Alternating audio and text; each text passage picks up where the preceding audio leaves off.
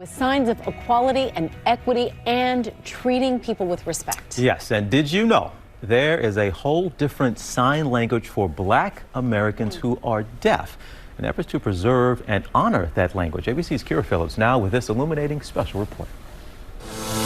Let us not wallow in the valley of despair. From the footsteps of Martin Luther King Jr. at the Lincoln Memorial. And so even though we face the difficulties of today and tomorrow, I still have a dream. To the fingertips of J.C. Smith. It is a dream deeply rooted in the American dream. You are witnessing the Black Deaf Dream.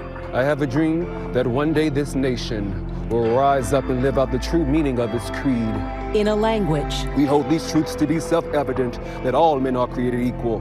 In a moment. I have a dream that one day, even in the state of Mississippi, empowered by these significant signs of our time. From every mountainside, let freedom ring. And it's been a long time coming. How did the speech inspire you?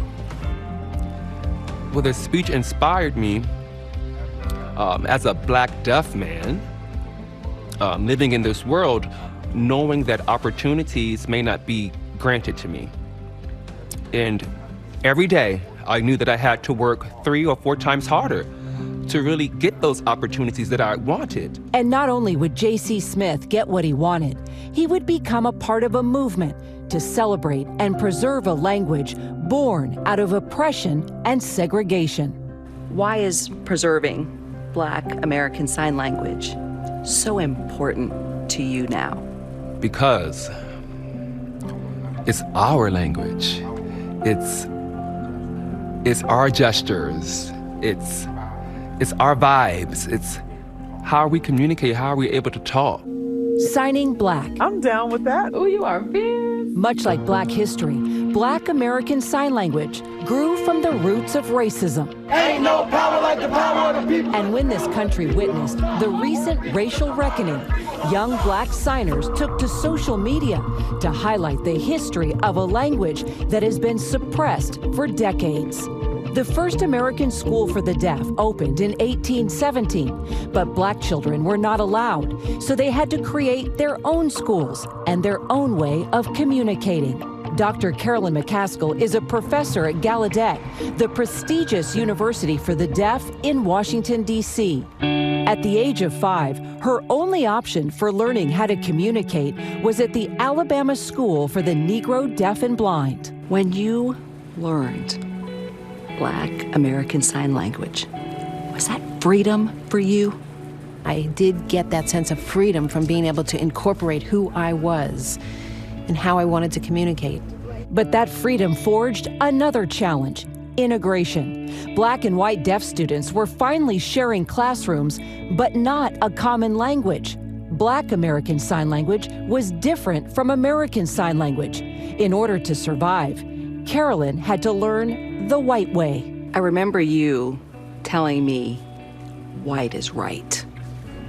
Yep, white is right. That's what I thought. That was what was prevalent. That was the thinking. So I learned that. I learned how to sign that way, and I actually put to the side the way I knew to communicate, to sign. And my friends, my Black friends, would say, "You're signing different, Carolyn." And you're signing like you're white. And I remember not liking that.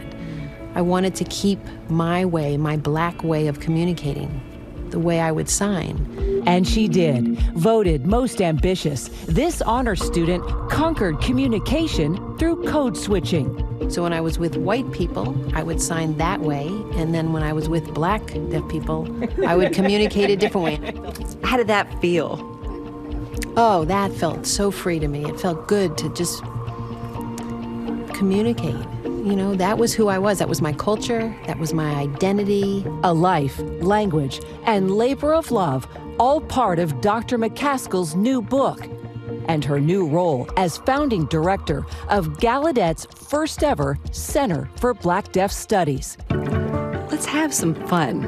Show me some signs in ASL and BASL. So this would be an ASL. I would say stop playing. Stop playing. In BASL, I would sign it this way. Are you tripping? Are you tripping? I love that. Her protege, football star, and Black Student Union leader J.C. Smith by her side. Show me some of your favorite signs in BASL, okay? You can say, that's nice. Nice car. But we probably gonna think, ooh, tight. Ooh, that thing tight. It's more flavor. Okay. Oh, A little salt on there. A little salt. It's a culture I was taught to respect decades ago when my grandfather rejected segregation in the 1940s as dean of the Michigan School for the Deaf. Also inspiring my mom to prepare teachers of the deaf and become a fierce advocate for equal rights. I wanted to make sure that the deaf black kids in my class were treated the same as the white kids and given the same opportunities. And then later on, I became a professor at the university, and I was preparing teachers, and I wanted my students to have the same sort of feeling about equity and equality and treating people with respect.